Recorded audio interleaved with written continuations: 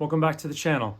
Some years ago, almost 10 years ago, I hosted a podcast called SCIFI on Screen. The podcast lasted about 5+ years, and I gently closed it down in order to transition into a YouTube channel talking more about books and movies. But I reviewed films one at a time, sometimes compared originals to remakes, sometimes I did special shows.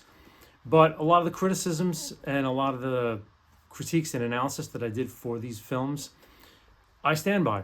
And so I thought, since I've done over about 100 shows, that I would share the archives with my new audience here on my YouTube channel.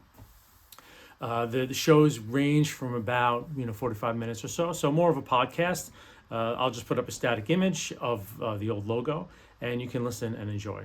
I'm going to do these weekly, and hope you enjoy. Welcome to another edition of Sci-Fi on Screen. My name is Jeff Palermo, and this is episode 3, The Matrix Revolutions. The Matrix Revolutions was released in November of 2003, several months after Reloaded was released. So Reloaded came out in the summer, and Revolutions was released in November. Let's jump right in. As in The Matrix and The Matrix Revolutions, we start out with the green characters scrolling down the screen, which again leads us to a terrific continuity. There's continuity in the credits, very Star Warsian of them to do that, but it makes for a comfortable experience for the viewer. This time we travel through the characters, and we are now on the Hammer, a hovercraft, and Morpheus is on the Hammer with the Hammer's crew, and we see that everyone is searching for Niobe and the Logos. Now, brief recap at the end of the Matrix Revolutions: the Hammer picked up Trinity, Morpheus, Link, and Neo after the Nebuchadnezzar was blown apart and Neo destroyed the Sentinels and passed out. So now the two crews are together on the Hammer, captained by a gentleman named Roland. And they're doing a search for Niobe and the Logos, which was the other ship that was sent out to find Neo. They cannot find Niobe in the Matrix, and they can't seem to locate the Logos anywhere nearby, so they start a search. We now cut to the med bay. Trinity is watching over Neo, who is what looks like a coma, where there's a discussion of Bane. And Bane is also in a coma, and again we recap that Bane is the sole survivor of sort of the counterattack debacle, where the group of hovercrafts tried to intercept the machines, trigger their EMPs, and stop the attack. Someone triggered an EMP early and foiled the whole thing. And Bane's the only survivor, and until he wakes up, no one's going to really know what happened. And this time, it's a quiet beginning. The beginnings of The Matrix and the beginnings of The Matrix Reloaded are very action-oriented. It's a nice change to start quiet. Coming from a lot of the bombast of Reloaded, I think it's a really solid beginning. A bit of information is given. The woman in the med bay tells Trinity that Neo seems fine, except his neural patterns are strange, and we find out that his neural patterns are that of someone who's jacked into the Matrix, and of course Neo is not jacked in, so a small mystery is begun.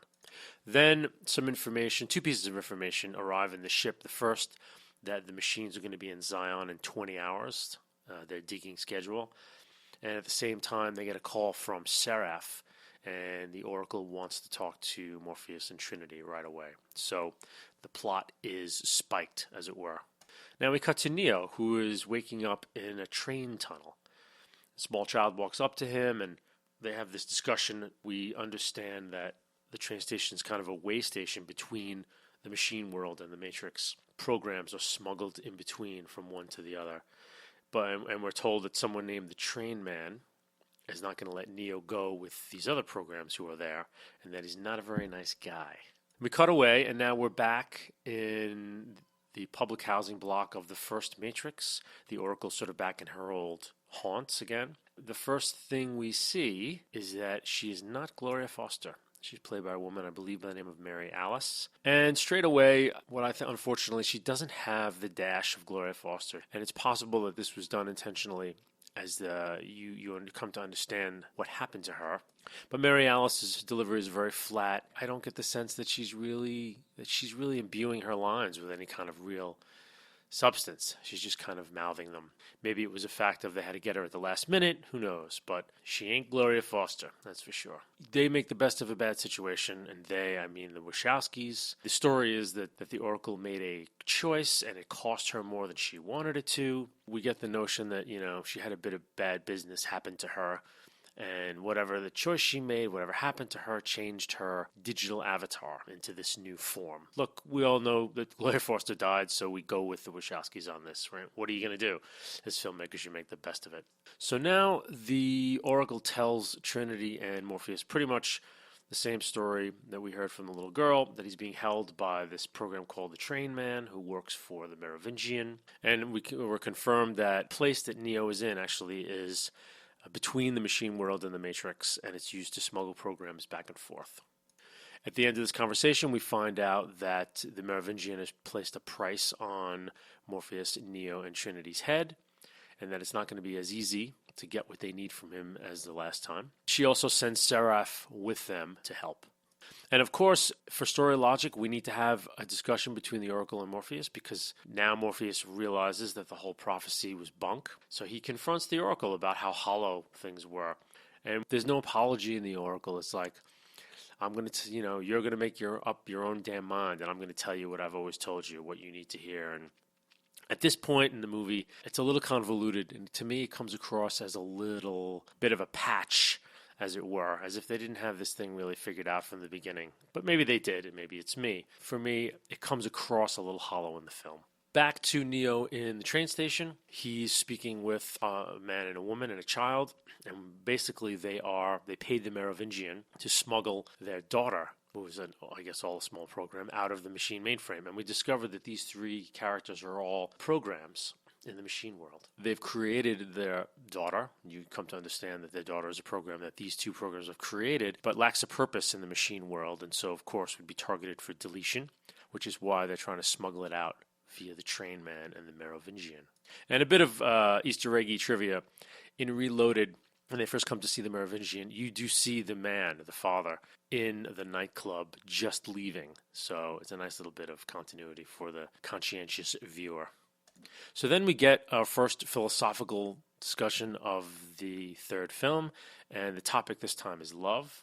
The programs tell Neo that, they're trying to smuggle their daughter out because they love her, and Neo says, well, you're programs. What do you know of love? The programs say love is a word, and it's simply there to describe the connection the word implies behind it, which is a terrific notion. What else is love, right? The word is meaningless, but it does imply a connotation behind it of intense connection.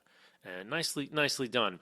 And again, the seeds are planted in this film, as in Reloaded, that the machines are not all evil, and that in fact it looks like coexistence and peace is kind of the way to go. That a lot of the machines really don't have anything against human beings, and they would be happy to coexist. And in fact, as conscious beings, they do have feelings of a similar nature, germane to their specific race. So a really nice way to define love and to sort of point this trilogy towards a conclusion. We now cut back to Morpheus and Trinity walking through a moving subway car, and they confront the Train Man, who Road Warrior fans unite as none other than Bruce Spence. So the Train Man sees them, stops the train, and they give a brief chase around the subway train, but of course the Train Man's in control of things, and he completely eludes them. We then briefly cut back to a station where Neo is. The train arrives, and the family and child get on the train, and Neo tries to get on right with him, but Bruce Spence blocks him, and then finally understands who he is.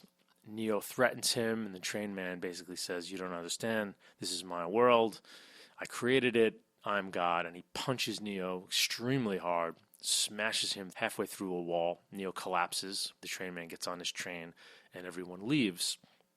Neo then tries to run after them. He runs into one tunnel and then comes back behind himself in another tunnel, so there's basically no way out. And Neo is now trapped. So far in the film, things are just proceeding apace. The Oracle was a little bit of a letdown, but we're getting plot, we're getting action, things are moving. So far, so good. As a Matrix viewer, I'm pretty pleased with things. It's really well shot, and the train station looks amazing, and things are in good shape. Then we cut to Seraph, Trinity, and Morpheus as they confront three guards in the basement of the Merovingians' club. And this is a back to old school first movie fight sequence. Everything is cut very concisely. The fighting is very controlled. We're seeing everything. And in short order, the three protagonists take down the three guards. And as soon as the fight ends, there's a really cool moment when Colin Chow, who plays Seraph, is a close-up upon him, and you hear some drumming. And the music to this, again, is back to the Japanese drumming, and it's fantastic. And the last scene is a brief drum flourish, and the breeze kind of ruffles Seraph's collar, and you cut away, and it's cool. It's like, damn, I think it's all the more cool because it's become increasingly less and less in the films that have grown in epic stature, that these little cool moments have gone by the wayside. So when they pop up again, it's really a treat. So the three of them head down to the coat check room, which is basically where all the weapons are kept. As soon as the doors to the elevator open, everyone realizes who they are, and this huge fight ensues. And the wrinkle to this fight is that the gravity in the room on the enemy's side suddenly brings them up to the ceiling. So you have our heroes fighting on the floor and the enemies fighting on the ceiling. And it's a really neat twist, and they edit it and shoot it really well. So it's actually a really cool fight. The bad guys are dressed kind of in domination gear. It's a little odd, but the gravity aspect of it is great, and it affords for some cool moments where Trinity's fighting someone who's standing on the ceiling and she's on the floor, and her kick is aimed squarely at the guy's face because he's down that low. There's moments like that are really good, and the columns in the place are made of some ablative soft stone, just very similar to the first Matrix when they entered into where the guards were holding Morpheus, and there's that amazing fight where the stone's flying so much it's almost like part of the atmosphere. Very similar here, where a lot of the stone is chipping away and it's filling the air with a lot of dust. And it's a really cool fight. It's not cool in the sense of, you're seeing things land, but it's a cool fight in terms of the spectacle of it, and it's over fairly quickly, so it doesn't go on for too long. It's neat having the gravity effect. So the next cut is them going up a level and going into the nightclub, and the three of them move through the nightclub back to back to back, so the three of them are all back to back with their guns out. It's a pretty cool scene. There's some lasers above the crowd, which look like these green, flickering blades above everything. Really cool shot. And they're moving through the floor. And, of course, the Merovingian tells them to halt, but he says that he will grant them safe passage if they simply drop their weapons. Our heroes lower their weapons and go up there now, basically prisoners of the Merovingian. So from the Merovingian, we understand what the Oracle had previously said about having made a choice, that she had some run-in with the Merovingian, and she was the worse off for it. So he must have damaged her in some way. We're not sure why or what, but it's another piece of the puzzle to the change in aspect of the Oracle. Then we move into a very unlikely and very deus ex machina to getting Neo back. The Merovingian says, I will be happy to give you Neo, but in return I want the eyes of the Oracle. Suddenly, one of our protagonists makes a move and there's some fighting. Gun is thrown up in the air and Trinity catches it and points it right at the Merovingian's head and basically says, give me Neo or I'll kill you. The fact that this works is patently absurd given the Merovingian's power and where he is and what they would have to do to get him. That's simply Trinity holding a gun to her head. And they up the ante by Persephone saying, she'll kill us all. Look at her face. She's in love. And we're supposed to believe that Trinity's become unhinged, that she would actually kill the Merovingian. Merovingian, there's no way she would do it. The whole thing just seems like a very quick and easy solution to how to get Neo back. And unfortunately, I don't buy it for a moment. So now, after a few sequences, Neo goes back to the Oracle, who is making cookies, yet again, with Sati. He again confronts her about some of the answers she has given him, and we get these elliptical phrases that satisfy no one about choice and about this and about that. But what we do get is she gives him the news that, going forward, like it's basically him versus Smith, and Smith will be able to move into his world, and Neo doesn't really understand the full ramifications of that yet. But the Oracle says that Smith he wants everything, and Neo's the only one who can stop him. And as a character, she ceases now to be of any use to us. And unlike what happens to Morpheus in this film, the Wachowskis say goodbye to her. Soon after Neo leaves, the Oracle sends Sati away with Seraph. As they're leaving, they realize Smith has entered the building, is converging on them, and of course the Smiths surround them in a dark room and absorb both Sati and Seraph. Now we cut back to the Oracle, who's sitting in her room smoking a cigarette, and in comes the Smiths. Haha. Great scene between the Oracle and Smith, where Smith's like, he smashes something against the wall and says, "Did you think I was going to do that? Maybe you didn't. Maybe you did." Actually, Hugo Weaving is kind of the best thing about this movie because, boy, does it need an influx of some life and some comedy. It's all very dour and flat. And the Oracle asks Smith what he did to Sati, and he's like, "Cookies need love like everything does." And she's like, "You bastard." But Smith rules, and then he finally gets to the Oracle, and he absorbs her, and yet another Smith is made. And we say goodbye to the Oracle. This is going to take me into talking about what happens to Morpheus in this movie, because part of writing, I think part of storytelling, is that when a character has served its purpose and no longer needs to be in the film or in the story, the character needs to exit the story in one way or another. Either the character goes off into another place or another world, or dies. And Morpheus is dead weight in this movie. He has no purpose whatsoever. I'll continue on with that later. It's a little early for me to be doing this piece, but what works is them killing the Oracle, because the Oracle is someone you have sympathy for. For better or for worse, she's been trying to help our hero throughout all these films. And now Smith has killed her, and it gives the movie a little grit. Someone has died. From what we can tell looking at this movie right now, she's dead. It gives the movie some weight. It gives the movie consequences. Characters do die. And it takes us away from kind of the hokum of Reloaded, which is, everyone wins all the time and, there are no real consequences. More to say about Morpheus as we go forward. So now we've got some setup plot that has to take place before the big battle. You have Bane waking up and can't remember anything. We have the return of Niobe and the finding of the Logos. We have Locke in front of the council. They're asking about the ships. Locke is saying he hasn't heard from anyone. We have the scene of Z, so that's Link's girlfriend, making shells, and her sister, I believe, or her friend, is leaving for shelter.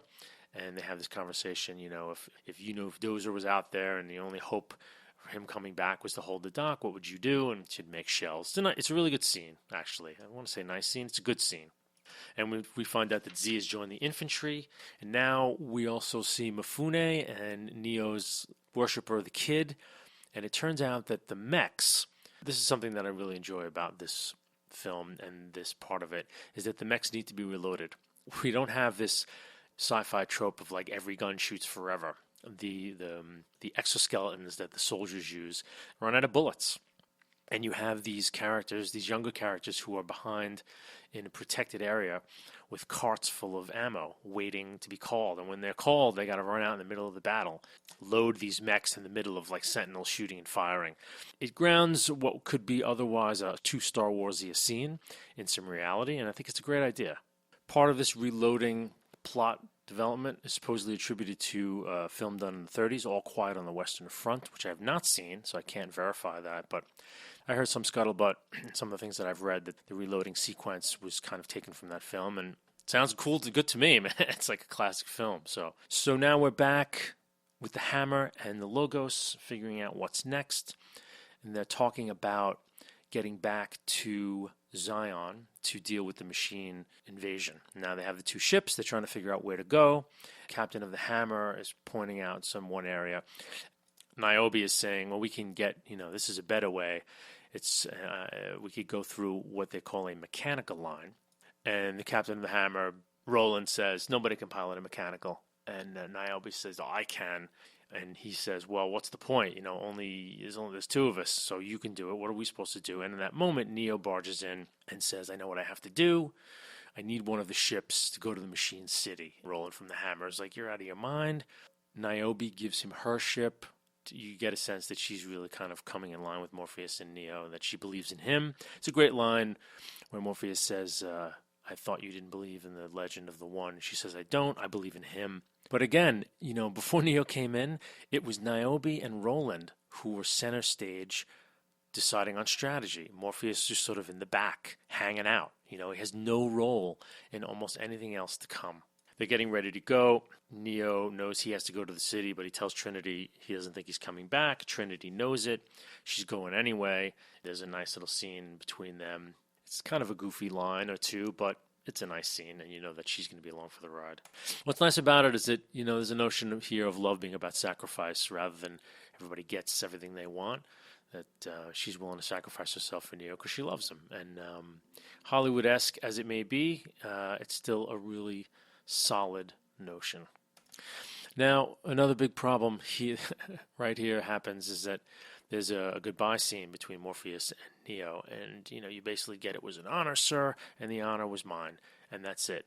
Trinity served with Morpheus for decades. There's no goodbye scene for Trinity, and this is more of a problem. What happens to Trinity in this scene? She becomes like Neo's most fanatical supporter. Obviously, she loves him, but there is no one else but Trinity. Like, if someone tries to talk to Trinity, like, she seems annoyed. She's just like completely and utterly devoted to Neo in mind and body, and has no room for anyone else.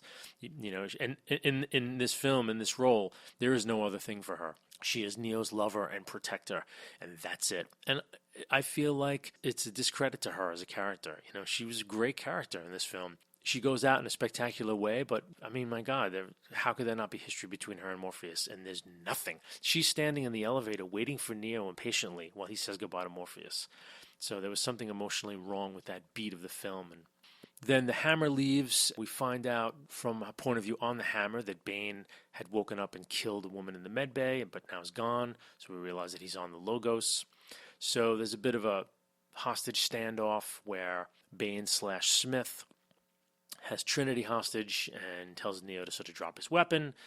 Then Trinity drops down a hatch, and you have a fight between Bane and Neo. At one point, Bane is being choked, and he grabs a live electrical wire and sticks it in Neo's eyes and blinds him. And there's a moment where Trinity actually turns off the power to the ship. Bane and Neo are fighting in the dark, and it's a cool effect, it's a cool shot. And one of the cool things that happens, because Neo gets blinded, Bane's waiting for him in the dark, Neo's blind. We see from Neo's point of view that he can actually see Bane/Smith. He can see the Smith in Bane, let's put it that way. What he can't seemingly see is machine entities. So that when Smith/Bane takes a whack at him, Neo's there. He takes control of the situation and winds up killing Bane. And there's this great scene when he finally says, "I can see you." And there's an Agent Smith who basically is made out of fire with his glasses on still, so you kind of know it's him. But it's a cool scene. It's a notion that's going to continue on in Neo's story that I feel is a really neat choice. When Neo wins the fight in the real world, he takes a crowbar to Bane's head. But as he's viewing the situation, Smith inside of Bane actually disintegrates, as in like a shower of sparks. Again, terrific choice, terrific visual sequence. So now the Sentinels are close, and Zion is preparing for battle. We're deploying what they call the APUs, which I believe is Armored Personnel Units, and their ammo loaders. And they look really cool. This is big, epic sci-fi city. And there's a scene where most of the APUs are sort of in a crouch mode, and Mifune, as the first one, powers his unit up and stands up. And all of the units behind him follow suit. But as they're doing it, the camera is streaming backwards over them. And it looks like a wave of these metal constructs just kind of slowly rippling forward. It's a terrific scene, and it's a great prelude to the battle. There's the perfunctory general before the battle speech. Thank God. It's really, really short, so we don't care. And then we get to see that Z and someone named Chara are part of these two-man, basically RPG teams that are going up above the city to try to take out the big digging machines before they break through. So you're going to have now two different parts of battle to cut back and forth from. You're going to have the hammer trying to get back. You're going to have the main battle on the dock, and you're going to have the two-man teams. It's classic Lucas-esque endgame 3 sequences going at the same time, so you can flip back and forth. So now back on the hammer, the reduction of Morpheus to basically ballast. Niobe's the only one who can pilot the ship. She is in complete command. Roland, who's the captain of the ship, takes command of the rest of the folks, and they go sit behind these guns, which is right out of Millennium Falcon, Star Wars. As the Sentinels have heard them, and as Niobe's piloting them along the mechanical line, the Sentinels are giving chase. Roland and his crew are fighting them off with the guns. And where's Morpheus? He's a navigator. He's sitting there in the navigation seat, completely defanged and powerless as ballast. So the opening of the battle in the dock is really, really cool. Again, the dock is, because it's a dome, it makes it look like a huge temple. And you see this huge digging machine breach the top of the dock, and immediately swarms of sentinels come through this tunnel. And every APU unit sort of raises up their guns, and all the fire converges on this one tunnel. Camera pulls back, and it's a beautiful scene. It's a great sci-fi epic action sequence. Thousands of sentinels are coming through the hole, and they're dropping like flies where the guns are hitting them, but of course they're getting through as well. The sheer amount of movement, I mean, the CGI of the Sentinels is pretty. I mean, just the processing power alone to bring this stuff to life. There are thousands of Sentinels, and each Sentinel is like a little squid. The sheer amount of movement on the screen is just pretty crazy. The kind of funny visual back and forth is that the Sentinels look like the more organic, and the men in the metal APCs look like the more robotic of the battle. It's almost like the men or the robots fighting this, infestation of squids, and yet, of course, it's just the opposite. So, neat little visual flip. Now we're flipping back and forth to Z and Charles as they're looking to find these positions up above the city, and they take a couple of shots at a digger, and they wind up taking one down after a few moments. And it's really neat because it's tough to hit the diggers because the sentinels are sort of flying around it in defense, and when these rockets are fired, most of the time they just hit the circling sentinels and miss the actual diggers. The two girls are tough, man. Chara is a really tough character. They're just there doing their job. It's a really cool scene. Take one of these diggers down, and very well edited. I'm very clear on what's happening and what needs to get done, and seeing it get done. And that's very satisfying for me as a viewer. So then back to the dock, we see 3 APUs back to back, very similar to Morpheus Trinity and Seraph when they went into the Merovingians. So a little visual echo. Things are getting dicey in the dock. Guys are getting picked off. There's just too many sentinels. We witness a reload sequence. A guy runs out of the garage, and there's a little camera by the wheel. It brings us really right down to ground level, and we watch how these things are reloaded. It's great. Again, it brings the battle back to kind of some sort of semblance of reality. We're also flipping back and forth to the Logos, which is kind of, as I call it, Star Warsing its way back home. It's cool. The editing and what's happening is a little less, you really understand a little less what's going on, except there's 1,000 sentinels attacking, and they're doing their best to sort of fight them off. So when you have an overwhelming enemy like this, sometimes it's really hard to gauge the progress of the battle. A lot of times in large-scale battles or action sequences of any time, they go on for long, and you as a viewer can't really tell whether they're having any effect. Sometimes it's difficult. And I guess the point, though, here is that they're not having much of an effect. They're up against an overwhelming force, and they'll do the best that they can. But in the end, there's very little chance that they can succeed against wave of these things. What does, to me, save this battle is a second task emerges. They detect that the hammer is on their way back. We see that a sentinel has ripped off the aerial, so they can't communicate with it. They realize they have to get the dock open, but some controls have been damaged, and it has to be done manually. So Mifune's APU is the closest. They task him to get to the door to open it up, but he is in this terrific battle against tons and tons of sentinels, like it's his last stand, and he loses. At the time he loses, the kid had just reloaded him, and so when he's down, the kid runs up to Mifune, and Mifune says, "You got to get that door open." So the kid pulls him out, and he gets in his APU, and he's moving towards the dock. He's really, really close to shooting the counterweight when he's taken down by some sentinels. But then we see that Z has heard Chara gets killed, actually, in one of the battles, which is tough. It's kind of a good death scene. We come to like her very quickly. And it kind of sucks that she gets killed.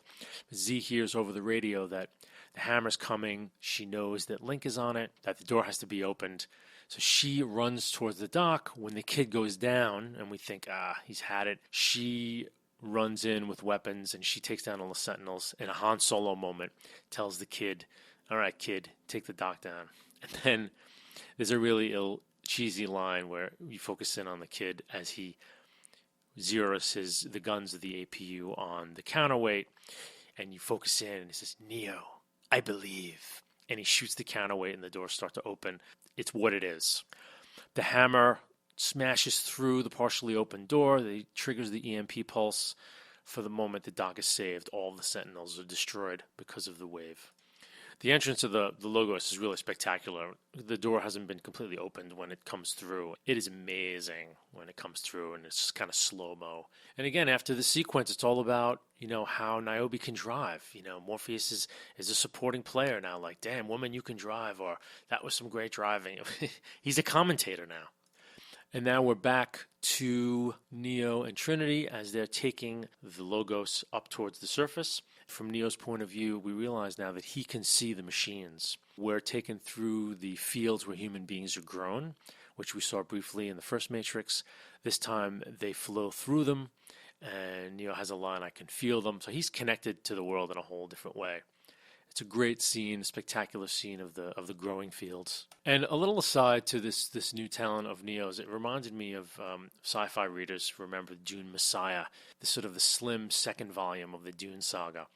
And in Dune Messiah, Atreides, who's been reduced to some crazy prophet from the sands, he's blinded by a nuclear device which is set off on planet of Dune.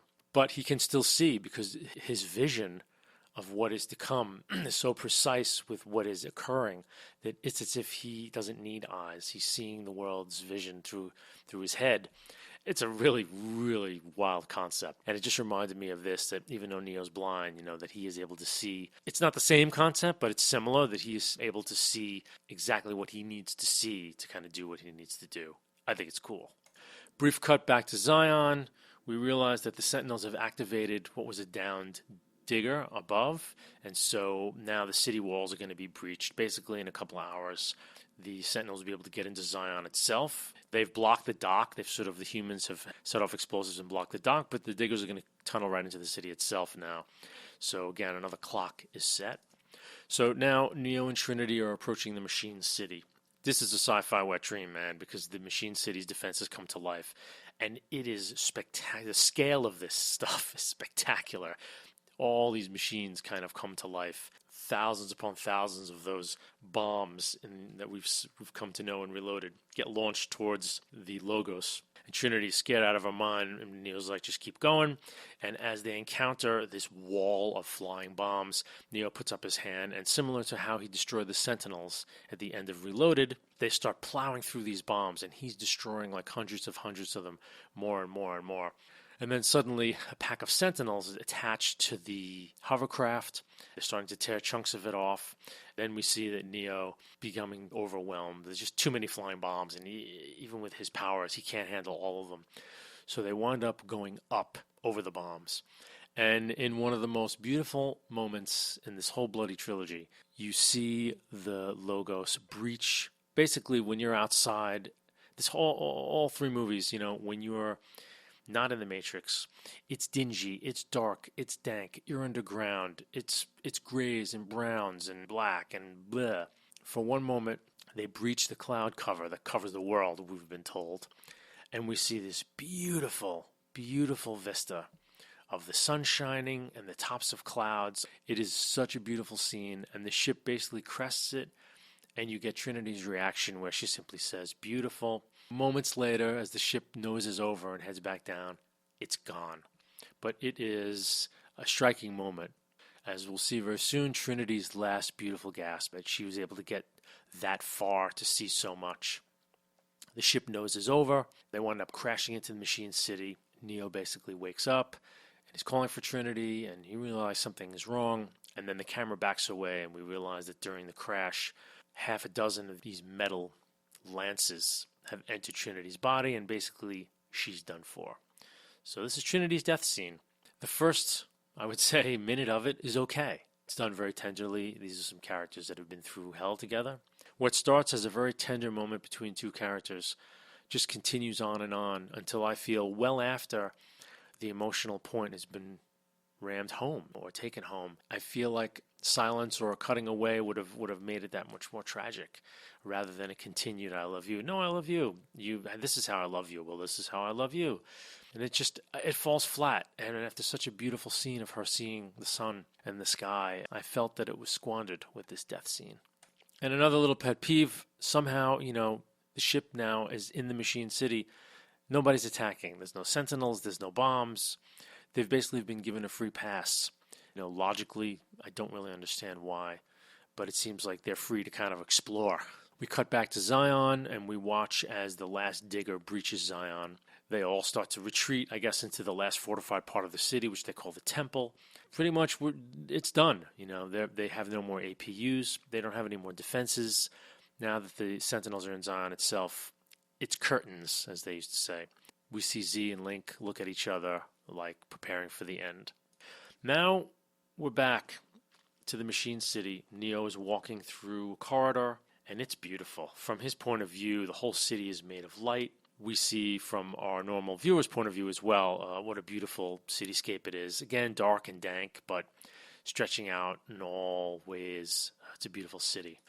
Neo reaches a precipice somewhere. All of a sudden, this huge, giant spiked ball rises up, and the camera is behind Neo, and we see this giant spiked ball come up and float directly in front of him. I mean, the thing's huge, maybe like 100 feet wide. Very Wizard of Oz. No question about it. From Neo's perspective, it is an incredible locus of light. So I think as a viewer, we're meant to believe that this is the kind of sort of the center of the machine intelligence, the machine god or leader, whatever however, as a viewer, you'd like to perceive this. It's fucking really cool. What happens is thousands of little machines get spewed out of the front of this thing, and they form like this kind of sort of this fluid area where the machine can make a face. And so, in a sense, you have this very childlike face, which is continually morphing. And then this deep, incredible voice, which Highlander fans, it's Clancy Brown, ladies and gentlemen. Much modulated and affected, but you can kind of tell it's still Clancy. It's a wonderful scene. I mean, it's one of these scenes when you make it to the end of this movie where these guys, they still have it in them to pull these scenes out of the air, and you're just like, where the hell did this scene come from, And it's uncanny and wonderful, and you're in it. There's a brief dialogue between the machine leader and Neo. They both talk about Smith. Basically, Neo tells the machine, you can't defeat him. You're in as much danger as we are. I can stop it. And the machine tells him, what's your price? And Neo says, peace. And he says, what if you should fail? I won't. So then all these thousands of little machines kind of come out of the woodwork and surround Neo, and they sort of make this little platform for him, and he jacks into the Matrix. And just before that, you cut back to Zion, and just as the Sentinels are about to begin the last massacre, they hold, and Morpheus walks out, and Locke is like, Morpheus, what are you doing? I think every word out of Locke's mouth in both of these movies is awful. But it's a great scene because the whole Sentinel army pauses, backs off, and goes into like this holding pattern. Morpheus looks up at us. He's like, Neo fights for us. And now we're at our final stand, Smith versus Neo. Neo enters the Matrix. He's walking down this long street that is completely ringed by Smiths on both sides. Smiths in all the windows of the buildings ringing the street. It's pouring down rain. It's a really cool looking scene. And then one Smith detaches itself from the throng, basically says, I already know how this is going to end, which is why most of me is going to sit this one out. I guess you had to give the audience some kind of a softball of why they don't all just swarm Neo and kill him, why it has to be just one of them, but it's a movie, right? Hugo Weaving basically owns this movie, has this great line, do you like what I've done with the place? Neo is like, it ends tonight. They start to run towards each other. It's really big and bombastic. This chorale-type music, Carmina Burana, starts up, and it's just so overdriven. It's really, this fight scene overall, the music, it really left the first film so far behind. And you're into like superheroes and gods, and obviously that's what they want, but I never got comfortable in the skin of this film as a sci-fi epic. So they have their first series of moves. After all the fighting in all these movies, I didn't give a crap. They reach the end of the first encounter. They're both thrown apart, and then they fly back towards each other, and the impact creates the shockwave, which clears all the water out of the surrounding area. And the camera pulls back from above, and it's like this bubble of air through the rain. It's fucking cool. Then the camera angle shifts so you're inside the bubble, and when the bubble finally expands, all the rain and the water come back. And it's sort of like, a rain-clearing shockwave, if you will. It's a cool effect. But this fight, they're flying around. It's basically Superman fighting Superman. They're flying around, karate moves done in midair. I mean, I think literally they don't have any weight behind them, but it's something about the two of them fighting in midair that just seems, you're out. You're just out. It's become very, very cartoonish. None of the blows make any sense. You just get a sense that, they needed a climactic battle between him and Smith. And now that they're both almost like gods in the Matrix, how do the gods fight? This is how gods fight. It's almost too big and too bombastic. I don't know where to put myself as a viewer in this thing except in my popcorn. So the final penultimate moment, Smith grabs Neo and flies down into the ground and creates this huge crater, and Neo's like really taken down. There's a nice shot of Smith standing over Neo on his back, and then Neo's getting up, and Smith goes into a bit of a monologue. Why do you get up? Why bother trying? What is it? It's kind of neat because he's genuinely baffled at what Neo is fighting for. He doesn't understand Neo in that moment. Are you fighting for love? Are you fighting for... And all the things he brings up that Neo's fighting for, he's like, love is ridiculous. All these notions of honor and loyalty and all that stuff.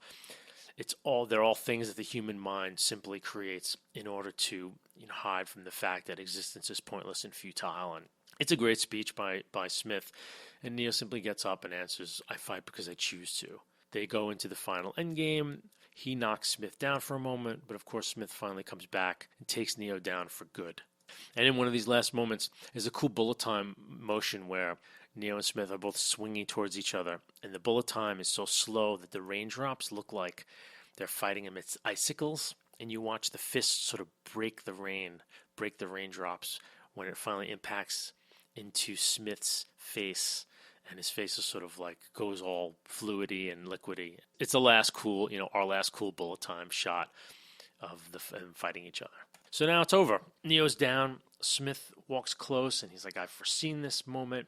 I'm supposed to say something. And all of a sudden he says, everything that has a beginning has an end, Neo.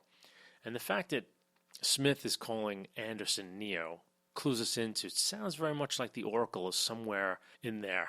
Neo's eyes open, and we gather from the message he's just gotten that he now comprehends how this has got to end. And he gets up, and Smith looks at him, and he's kind of freaked out. He says, you're right, Smith. Actually, you are always right. It is inevitable. Smith backs up, but then he kind of shakes it off. He does his copying trick, and he copies himself. Neo is now copied and is a Smith. Then we cut back, and we see Neo in the Machine City. The Machine leader now does something to Neo, and you can very clearly see it as we're looking at sort of the light schematic. Something is coming from the machine through Neo. The Smith that was copied from Neo slowly breaks apart. Basically, light emitting from it shatters it. Light emits from all of the Smiths, and basically all the Smiths in the Matrix are destroyed. Really cool sequence. They're all bunched together, and you see the light pop out of their glasses first. Obviously, we think about in the film that some kind of virus was designed by the machine through Neo's body to kill them, but it took Neo's consciousness death to do it. And all of the Smiths are destroyed via Neo. And it's a great scene. The Neo becomes the Trojan horse, where Smith is vulnerable. They are both destroyed, saving the Matrix. The Matrix is cleansed completely. So I want to digress a little bit about the meaning of the ending of this film, or what I took to be the meaning of it. When Neo kills Smith, seemingly, in the first Matrix, he creates an opposite of himself, a negative. Smith, as the negative of Neo, truly is a virus. He truly can see nothing but himself. He wants nothing but more. And his ultimate reality, what he wants, is a vast sea of himself.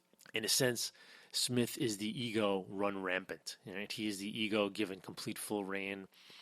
The ego trapped in its own reflection, which can only desire more of itself, more adherence to itself, more aspects of itself, more and more and more, and incredibly damaging, basically corrupting everything in its path, and literally can only see itself through its own self. So it must put itself upon everyone. If I look at you, as a metaphor for the real world, if I'm all wrapped up in my ego and I'm an incredible narcissist and I'm just kind of stuck in my own head, everything that happens in the world, I perceive as having something to do with me.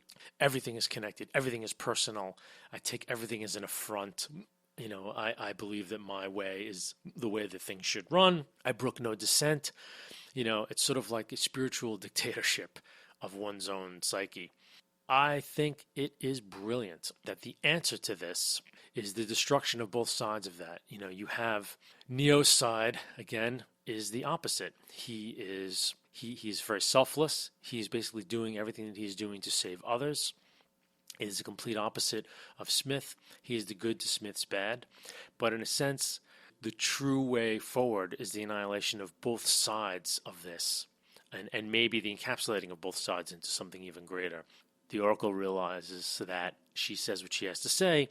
Neo, I think, understands that, like, this whole dialectic of good and bad needs to be annihilated, which means Smith has to be taken down. But Neo is not beating Smith. He cannot beat Smith because Smith is a part of him as much as Neo is a part of Smith. What's taken down is the whole cycle of good and evil. That whole cycle is taken down and annihilated, and it's subsumed or transformed into something even greater. And I think it's a really great metaphor.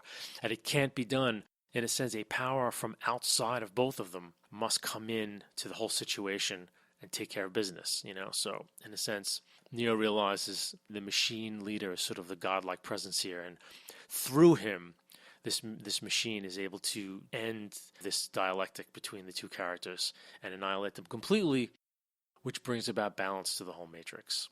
It's sort of the two extreme sides of man have unbalanced the whole thing, and both of them have to go away. Anyway, back to the finale of the movie. There's a great dirge that's played, sort of funeral dirge, as the machine takes up Neo's body. We don't know where it's going. This being Hollywood, you never know where it's going. We cut back into the Matrix, and we see that the last Smith that was fighting Neo, now that all the Smiths have been destroyed, was actually the copy he made of the Oracle. And now we see the Oracle revealed. So she's alive. We see Sati is alive. Basically, even though Smith copied himself over all of the people in the Matrix, once his consciousness was destroyed, he actually had not killed anyone, and these programs were able to kind of reemerge, kind of reconstitute into themselves again. So Sati is alive, Oracle is alive, and we see Seraph is also alive. It's a great scene. We cut back to Zion, and the Sentinels are leaving. Humans realize that, Neo did something. They don't know what. And it's a testament to movie magic that once they're screaming that the war is over, you get goosebumps. You can't help it. That this huge war that has plagued them for lifetimes, for now, is over. It's a great moment. And we say goodbye. Morpheus sort of says the goodbye. Him and Niobe look at each other and they hug, and she quietly thanks Neo. The last shot is sort of Morpheus looking up. We're out of Zion, back into the Matrix. For the last bit of the film, we see the code is changing back to the way the Matrix was. The Oracle is sitting on a park bench, and the architect approaches her, very cynically asks, how long do you think this piece will last? The Oracle says, as long as it has to. The Oracle says, are you going to allow the people who want out of the Matrix to leave?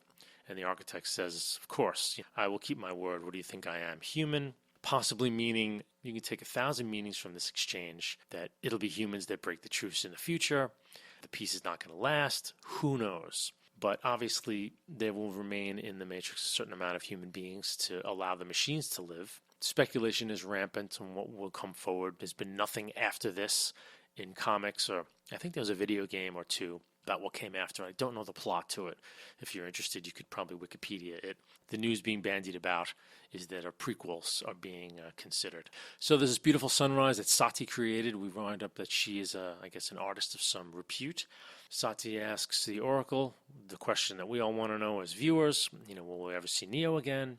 And the Oracle matter-of-factly says, I suspect we shall someday. And with that, Revolutions ends. That's it for the Matrix trilogy. I'll do, a bit of a thematic recap. I think overall, thematically, with all the criticisms that you've heard me make for Reloaded and Revolutions, I've watched these three films a lot. And I think, for me personally, even though I have a lot of problems with the sequels in terms of the being standalone films of their own with plot and character, the themes are so interesting. They're so interesting for a sci-fi film to be playing with themes like this and to be subverting certain things that, at the end of the day, I think the trilogy does work. It does function as a really good piece of kinetic pop entertainment with things that you can walk out of the theater and really chew over. Like underneath all of this, if you just want to watch some chop sake and a lot of action sequences, you're good to go. There's plenty of that. If you want to walk out of the movie and talk about the nature of religion, nature of choice or love or causality, they've got all these notions in this film, and I have to give them massive credit for trying to combine sort of high and low into something. And I think at the end of the day, it succeeds. I think largely the weight of these ideas, the weight of the visuals, they create an indelible set of visuals that say what you want about things in the films. The visuals are very consistent throughout all three movies. The Matrix is a very distinct film. You see a couple of frames of The Matrix on TV or here and there, it's The Matrix. Very quickly, this film's universe is very unique and it's very indelible. And I think that besides all the ideas that they introduced and the martial arts aspect of it, which I thought, in a sense, personally grew less over time, the execution, obviously, the first film I thought was a perfect little B sci-fi movie. Just a perfect film. I have very few problems with it. The sequels, as amazing thematically as they were, I thought had a lot of problems with bloat and cliche, and they were borrowing from a lot of other directors who had done similar things. And I think as standalone movies, they suffered. They really did suffer on their own. There were a lot of things that pushed me out of the film. But even at the end of Reloaded, the themes about the prophecy being a sham blew my head up. I was thinking about them for days. The nature of Neo and Trinity, and that they both died at the end of Revolutions, that there were necessary deaths, were amazing. The mishandling of Morpheus in the third film, I thought to myself, man, I would have loved to have seen Morpheus give his life for Neo to get him back from the Merovingian. And the prophet would have died, as, John the Baptist was beheaded before Jesus kind of came into his own.